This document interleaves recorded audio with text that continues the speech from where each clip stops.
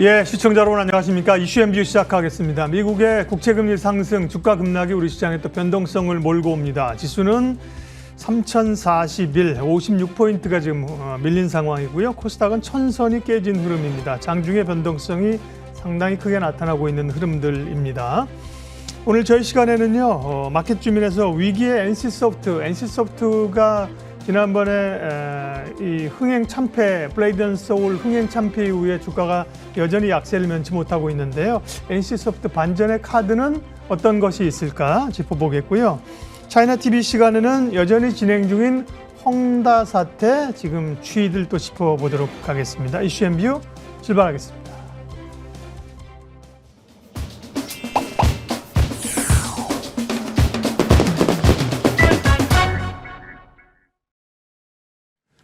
네, NC소프트는 크래프톤이 오기 전까지 주식시장에서 게임주의 대장주였었고요. 그 소위 리니지를 통한 린저씨들의 그 인기를 한 몸에 받았었는데 최근에 신작 게임의 흥행 참패, 중국발 게임 규제까지 겹치면서 주가가 정말 속절없이 하락하고 있는 상황입니다. 리더스 인덱스 박주근 대표님과 함께 NC소프트 사태 현 주소와 반전 카드는 무엇인지 알아보겠습니다. 어서 오십시오. 네, 안녕하세요. 네. NC소프트, 예, 정말 대단한 회사였는데요. 위기감에 흔들립니다. 먼저 기업 역사부터 좀 되짚어 주십시오. 네, NC소프트는 1997년에 창업을 했는데 창업자는 역시 잘 아시는 김택진 대표입니다. 김택진 대표는 그 두 사람의 인연이 가장 중요한 현재의 김택진 대표를 만들었습니다. 첫 번째 분은 우리가 잘 아는 한글과 컴퓨터의 이찬진 대표죠. 네. 왜냐하면 서울대 컴퓨터공학과 8호학번인데 김택진 대표가 그때 첫 번째 동아리가 든 곳이 서울대 컴퓨터 연구회 SCSC라는 동호회에서 이찬진 대표를 만납니다. 이때 만들었던 아레아 한글을 같이 개발을 했고, 그리고 한매소프트라는 회사를 차려서 한매 타자교실이라는 그 프로그램도 개발했습니다. 이거를 기반으로 만든 회사가 97년도에 NC소프트를 이제 창업을 합니다. NC소프트는 처음에는 SK로부터 이제 다른 대기업으로부터 의뢰를 받아서 인터넷 기반 시설을 피스통 서비스를 하는 이런 서비스 회사였어요. 네. 두 번째 사람을 만나는데 그분이 바로 송재경 현재의 엑셀 게임즈 대표이사를 만납니다. 우리가 애플이라는 회사의 그 스티브 잡스와 위즈니악을 잘 알고 있지 않습니까? 예. 이 송재경 대표라는 사람은 위즈니악 같은 분이에요. 그런 개발자군요. 예, 왜냐하면 네. 첫 번째 만난 사람은 넥슨의 김택진 대표를 김택진 대표 그 넥슨에서 우리가 잘 아는 넥슨의 그 바람의 나라, 네. 예, 김정주 회장과 원래 같이 사업을 시작을 했었죠. 네. 그래서 이분이 만든 게 바람의 나라를 먼저 만들었고 불화가 있어서 헤어진 상태에서 네. 그 다음에 개발한 회사 하는 게 바로 리니지를 개발을 했었는데 송재경 대표가 IMF를 맞아가지고 자금의 압박을 받으면서 이게 김택진 대표가 이걸 인수하면서 바로 리니지로 NC소프트가 현재의 NC소프트가 된 거고, 모바일 게임 그러니까 리니지 M을 통해서 또 한 번 도약을 한 회사가 바로 우리가 잘 아는 현재의 NC소프트입니다. 문제는 방금 사회자님께서 말씀하셨듯이 지금 많은 그 어떤 리스크가 있는 것 중에 하나가 NC소프트는 리니지식 비즈니스 모델밖에 없다. 이게 가장 큰 강점이자 단점입니다. 네. 이것으로 인해서 지금 그 위기를 맞고 있는 것 같고, 잘 생각해 보면 NC소프트나 NC의 약자가 뭔지 혹시 아세요? NC. 예, NC의 약자. 그러게요. 별로 생각해 보지 않았네요. 그렇죠. 네네. 처음에 NC소프트에 네. NC라는 약자를 사실 없었대요. 제일 처음에는 넥스 컴퍼니라는 회사를 시작했는데 사실 이것도 회사 이름을 정하지 못해서 만든 이름이거든요. 그 다음에 공식적으로 만든 이름이 넥스트 시네마입니다. 그러니까 영화보다 더 재미있는 걸 만들어 보자를 만들었는데 현재는 Never Ending Change가 현재 NC의 공식 이름입니다. 계속 바꿀 수 있어 좋긴 하네요. NC소프트가 야구단을 가지고 있지 않습니까? 네, 그렇죠. 창원. 네. 네. 이것도 NC의 의미가 뉴 창원입니다. 그러니까 이름에서 보듯이 NC소프트의 가장 그 강점이자 약점은 코어 핵심의 어떤 핵심 코어가 약간 자기 것이 없다는 것이 좀 더 말씀드리겠지만 그런 것이 현재 NC를 바라볼 때 어떤 중요한 단서가 될 것 같습니다. 사실 게임이라고 하는 게 사람들의 취향이 빨리빨리 바뀌잖아요. 네. 그럼에도 불구하고 리니지는 정말로 뭐 바카스나 새우깡만큼이나 오랜 기간 네. 왕자를 지켜왔었던 그런 게임인데 최근에 문제가 된 거는 항상 뭐가 또 단초가 있잖아요. 그죠? 그렇죠. 기업이 균열이 생기고 이런 것도 하루아침에 그렇게 되는 게 아니라 단초가 있는데 확률형 아이템에 대해서 이제 유저들이 불만을 제기했는데 네. 뭐 또 무시하고 이런 얘기가 네. 있었지 않습니까? 맞습니다. 확률형 아이템이라는 게 뭐고 왜 문제가 되고 있는 거죠? 혹시 게임 하지 않으시죠? 예. 저는 사실 게임 매니아는 아닙니다. 네. 그 소위 말하는 MZ 세대들에게 네. 게임을 왜 하느냐? 특히 MMORPG 게임에 하는 이유 중에 하나는 사회심리학자들 하는 얘기 이런 얘기입니다. 사회적인 어떤 위치의 어떤 열등감 이런 것들을 사실 게임을 통해서 많은 회복을 한답니다. 게임에서는 훨씬 더 아바타 같은 역할을 하니까. 자, 그러면 자기가 게임 세상에서 훨씬 높은 지위를 가려면 좋은 무기 아이템을 사거나 계속 가져와야 더 높은 지위로 올라갈 수 있는데 여기서 문제가 발생한 거죠. 마냥 돈으로만 모든 것을 한다면 이게 굉장히 불합리하다고 생각한 것 같아요. 그래서 NCS가 처음에 리니지에서 만든 게 이 아이템을 그러면 뽑기로 하자는 거죠. 이걸 이제 확률형 이게 아이템인데 문제는 처음에는 이게 성공적이었어요. 지금도 이걸 메인 어떤 비즈니스 모델로 가져가고 있는데 문제는 이게 지속되면서 게임 유저들에게는 이게 토박과 무슨 차이가 있느냐. 첫 번째 그런 이슈가 터졌고 두 번째는 새로운 신화 무기를 얻으려면 2억 정도를 쏟아야 된답니다. 유저가. 자, 그럼 문제가 뭐냐면 이 확률이라고 얘기해놓고는 이 확률이라는 게 너무 깜깜이라는 거예요. 그렇죠. 예. 네. 이 두 가지 문제가 지속적으로 유지됐는데 또 하나 문제는 가장 최근에 블레이드 앤 소울 2를 이제 엔소프트가 출시를 했는데 이 블레이드 앤 소울 2도 확률형 아이템을 강조한 비즈니스 모델로 출시했다는 거죠. 그러니까 비단을 받으면서도 출시했다는 건데 김택진 엔소프트 대표는 2018년도에 국정감사에 사실 이때 출석을 한번 했습니다. 네. 이때 뭐라 그랬냐면은 김택진 대표의 말을 그대로 빌면 확률형 아이템은 게임 이용자들에게 공정함을 주기 위해서 만든 거다. 돈으로만 하면 너무 불공정하지 않느냐라고 했는데 이것이 다시 부메랑으로 돌아온 꼴이 되었고 신규로 출시하는 게임들도 이 비즈니스 모델을 그대로 적용하면서 게임 유저들에게 많은 반감을 사고 있는 것 같습니다. 네. 김택진 대표는 한때 이제 벤처에 이분도 뭐 몇 안 되는 그런 상징적인 인물이었잖아요. 그죠? 네, 자수성가한 그렇습니다. 그런 네. 인물이었고 뭐 야구단도 인수하고 CF에도 가끔 나오면서 이제 소통하는 그런 그 또 CEO였는데 그런 그 유저들의 목소리를 좀 간과한 듯한 느낌이 들고요.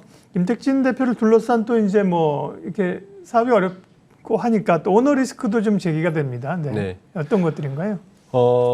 이제 우리 소위 말하는 네. 이제 신진 부호 세력, 신진 부호 세력 하면 방금 얘기한 뭐 김택진 대표, 넥슨의 김정주 회장, 그다음에 베이브의 이혜진 의장, 네. 카카오의 김범수 의장, 네. 뭐 넷마블, 뭐 방준혁, 뭐 이런 분들을 이제 있지 않습니까? 네. 사실은 이런 분들이 나타나면서 한국의 대기업 지배 구조에 사실 신선한 바람을 부는 건 사실입니다. 이제 새로운 뉴비즈니스를 개발하면 저 부호의 세력이 들어갈 수 있구나 했는데 문제는 처음에는 이분들이 선선해서 이분들의 지배 구조나 이런 것들을 보면 그 기존의 재벌들처럼 가족 오너 기능이 아니었어요. 지배 구조 선선하고 뭐 이자이나 그러니까 했는데 문제는 김택진 대표는 엔소프트가 점점 성장해 가면서 가족 경영으로 가고 있다는 것을 볼 수 있는 거죠. 첫 번째는 부인 윤송이 씨가 현재 사장으로 되어 있고요. 그러니까 그 사장이 한 분밖에 안 계십니다. 수석 부사장 자리에도 동생인 동생을 지금 작년 1월 달에 동생을 드렸죠. 그러면서 기존의 재벌과 뭐가 다르냐는 비판을 할 수밖에 없었고요. 또 하나 문제는 이제 그 보수 문제입니다. 이번 상반기 보고서를 보면 최고 보수가 김택진 대표에 뽑혔어요. 94억 4천을 받았는데 작년에는 120억을 또 받았습니다. 상반기에. 그러면서 기존의 재벌 지배 구조나 재벌 경영과 뭐가 다르지? 새로운 뉴 비즈니스고 신사람을 부르는 줄 알았는데 카카오도 지금 그런 거잖아요. 네, 뭐 대기업처럼 맞습니다. 문어발하고 갑질하네. 네. 그죠? 예. 그러니까 재벌 그러면 사실 재벌의 지배 구조는 딱 두 가지 키워드거든요. 첫 번째는 대기업인데 가족 가족이 포함되어 있는 경영을 한다는 게 첫 번째 비판 상황이고, 두 번째는 많은 무발식을 하면서 그 오너들을 위한 경영을 하는 건데, 딱 NC소프트도 지금 거기를 가고 있는 것 같아 굉장히 안타까운 부분입니다. 네. 어찌 보면 이제 NC소프트가 이런 위기에 온 거는 이제 리니지에 안주했다. 새로운 사업을 계속 또 물어봐라고는 다른 건데 네. 핵심 산업을 발굴하면서 가야 되는데 그게 쉽지 않았다는 거고 노력은 했습니다. 보면 뭐 엔터 플랫폼도 좀 그때 만든다고 네, 했고요. 있었죠. 네. 어떤 사업 다각화 노력은 어떤 걸 좀 하고 있죠? 방금 말씀하셨듯이 NC소프트의 가장 강점이자 약점은 리니지에 너무 안주했다. 그 비즈니스 모델을 끝까지 버리지 못하고 있다는 것이에요. 그래서 약간의 그 사업 다각화를 노력을 했습니다. 첫 번째는 작년이었죠. 그 이제 NC소프트에는 많은 엔지니어들이 있습니다. 그래서 AI 기술을 가지고 뭔가를 한번 해보겠다 이렇게 했습니다. 이게 NLP라고 자연어 처리 센터를 만들었습니다. 무려 200명을 그 연구원을 투하했고요. 했는데 그렇게 성공적이지는 않지 않은 것 같습니다. 두 번째는 방금 말씀하셨던 엔터테인먼트 사업에 진출했습니다. 이게 뭐냐면 지난 7월 달에 자회사 클랩을 만들어 놓고 여기에다가 동생인 김태근 수석부사장을 수석부사장으로 앉힙니다. 그래서 엔터테인먼트 사업 능력을 확장을 하려고 하는데 기존의 네이버나 카카오에 대항할 정도는 아닌 것 같습니다. 예, 그렇죠. 플랫폼 싸움이기 때문에. 네. 세 번째 사업이 유니버스라는 K-팝 엔터테인먼트 플랫폼 사업을 해보겠다고 해서 작년 4월부터 지난 4월부터 굉장히 행보를 하고 있는데 이 역시 아직까지는 크게 흥을 하지 못하고 있어서 역시 NC소프트의 사업 다각화는 여전히 아직까지는 빛을 발하지 못하고 있다 이렇게 볼 수 있을 것 같습니다. 주가가 뭐 한때 100만 원을 넘었었는데 지금은 반토막이 56만 났죠. 7천 원이니까 그야말로 반토막이 났는데요. 그러면 이제 NC는 어디로 가야 되는 것인가 그 얘기를 좀 풀어보도록 하겠습니다. 지금의 일단 지배구조 현황이 어떤지를 좀 보는 게 좋겠는데요. 네, NC소프트의 지배 구조는 심플합니다. 네. NC소프트가 있고요. 거기에 김택진 대표가 11.9%로 최대 주주고, 2015년도에 그 넥슨이 최대 주주 한번 올라왔었죠. 분쟁이 한번 있었는데 그 뒤로 넥슨은 그렇죠. 빠지고 네. 이제 김택진 대표가 있고, 그다음에 국민연금은 다음 넷마블인데 넷마블과는 swap을 하고 있는 상태죠. NC소프트도 넷마블의 지분을 가지고 있고 넷마블도 가지고 있는 swap을 상태고. 그리고 이제 그 외에 그 중국 자본이 좀 들어와 있고요.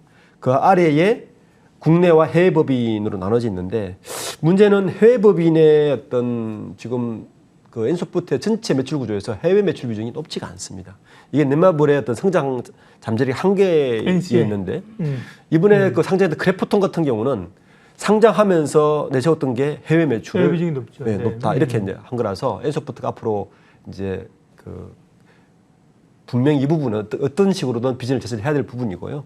이제 현재는 국내 특히 이제 모바일 쪽의 매출 비중이 상당히 높은 것이 강점이자 단점으로 볼 수 있을 것 같습니다. 네, 이제 리니지도 이제 그 웹 기반에서 리니지 M 쪽에 도전하면서도 우려가 있었는데 잘 극복을 했었죠 그 당시에는요. 그렇죠. 그걸로 인해서 굉장히 점핑업을 했죠. 그렇죠. 사실. 네.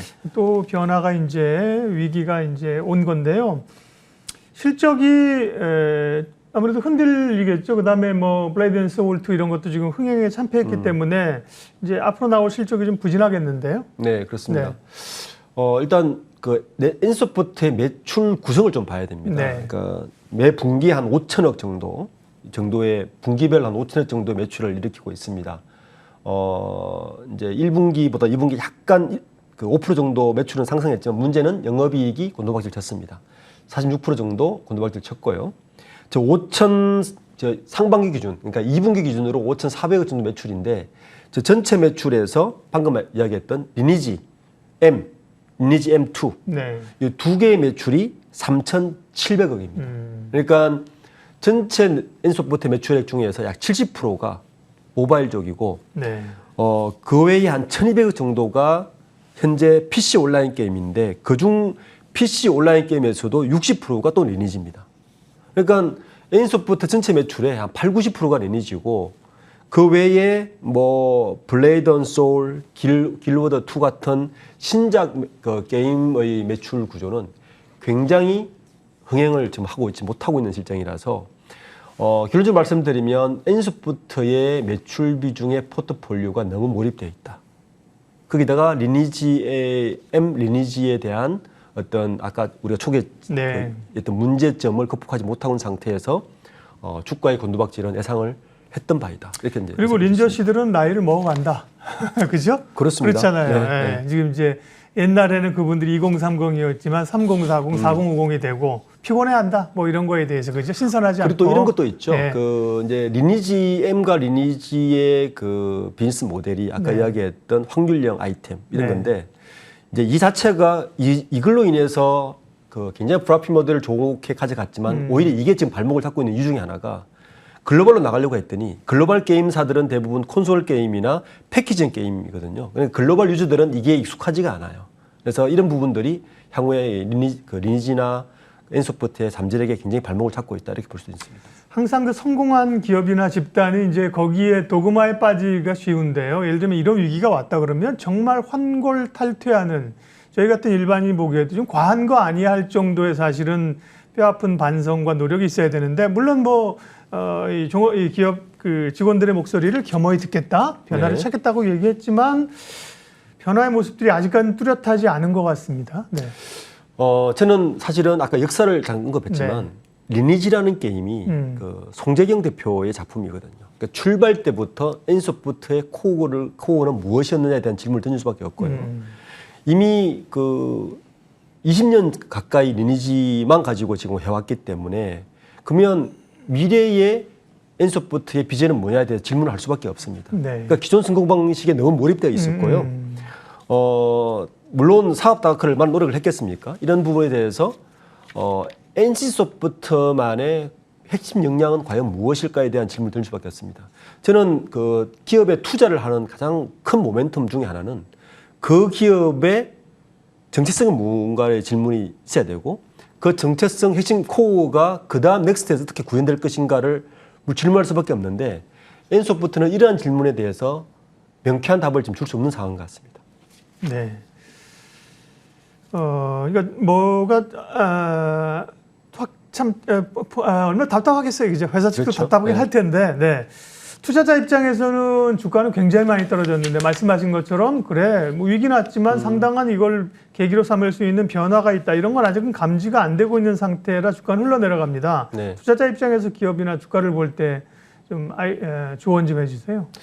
우선 게임 회사를 보는 그 포인트는 두 가지 좀 봐야 됩니다. 네. 첫 번째는 게임 회사지 않습니까? 게임지 측면을 봐야 돼요.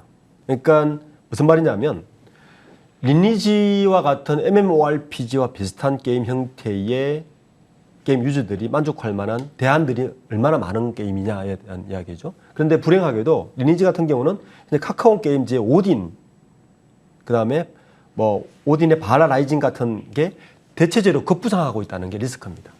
그러니까 게임 유저들 입장에서 보면 꼭 굳이 리니지를 꼭 해야 되느냐에 그렇죠. 대한 질문을 줄 수밖에 없는 거죠. 대체제들이 많이 생기는 대체제들이 거죠. 생긴다는 네. 이야기입니다. 이에 대해서 과연 리니지나 리니2M에서는 대체제를 물어내는 거냐에 대한 질문을 할 수밖에 없는 거고요. 그래서 게임 측면에서 리스크가 있다.